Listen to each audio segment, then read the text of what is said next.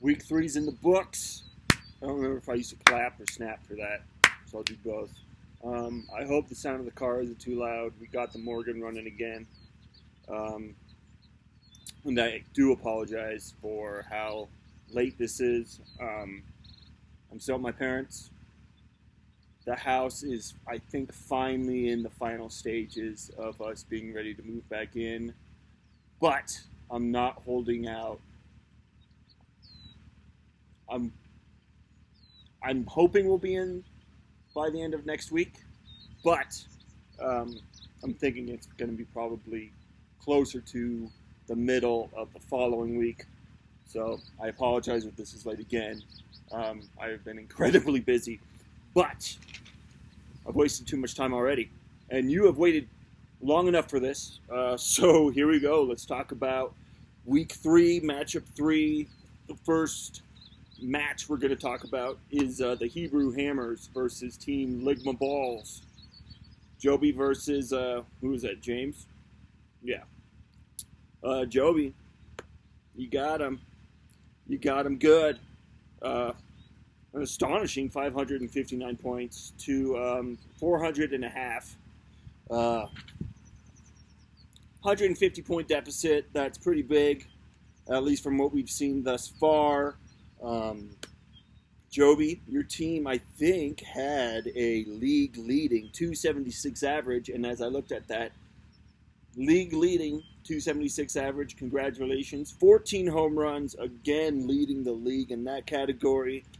5 home runs allowed for a 2.8 triple R. So, Jamie, you would have had to put up a pretty good week to stand up to that, but you didn't.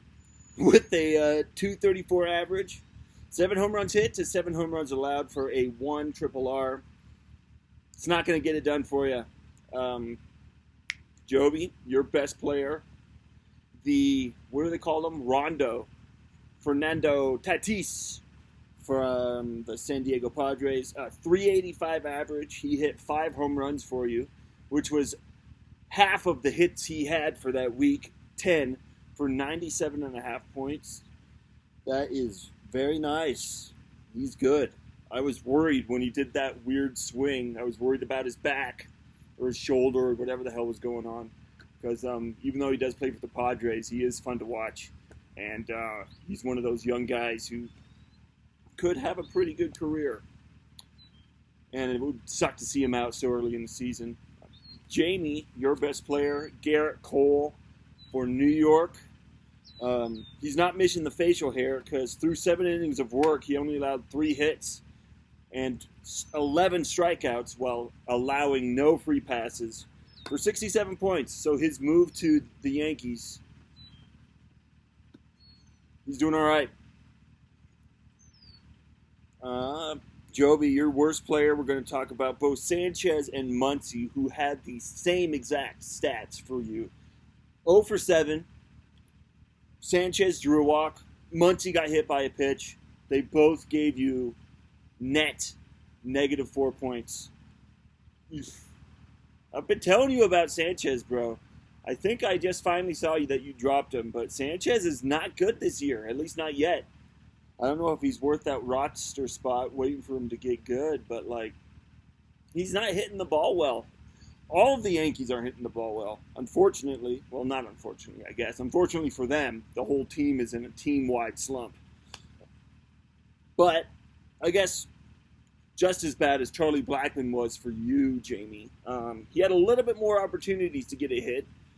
Still didn't. Went 0 for 10, but drew 2 walks for, again, -4 points. Sorry, that's not good. Our next matchup, Team Oxenballs. What is that? Mike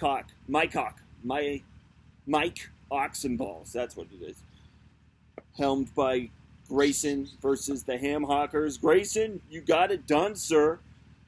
415 points to 401, beating Team Hamhawkers by only 14 points. Grayson, you had a 260 average. You had 12 home runs. Only allowed 6 for a 2 triple R. Jack, a 238 average, 4 home runs allowed,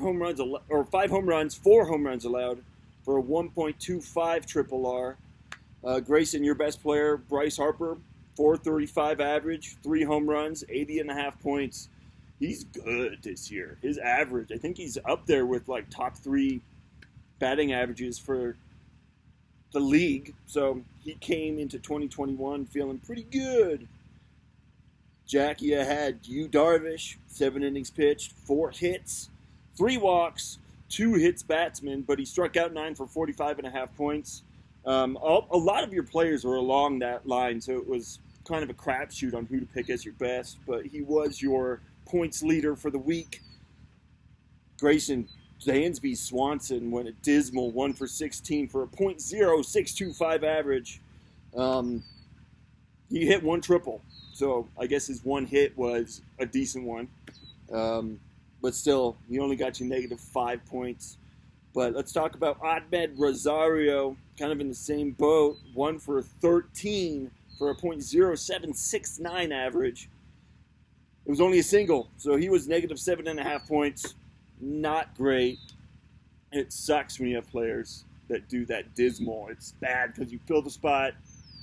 You feel like they're going to do better, they're going to do better, they're going to do better, and they never do. They never do.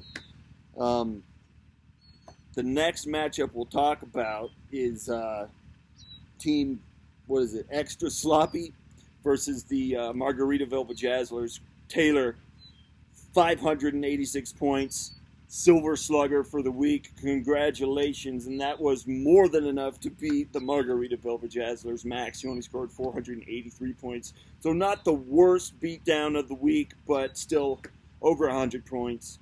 It was a pretty bad one.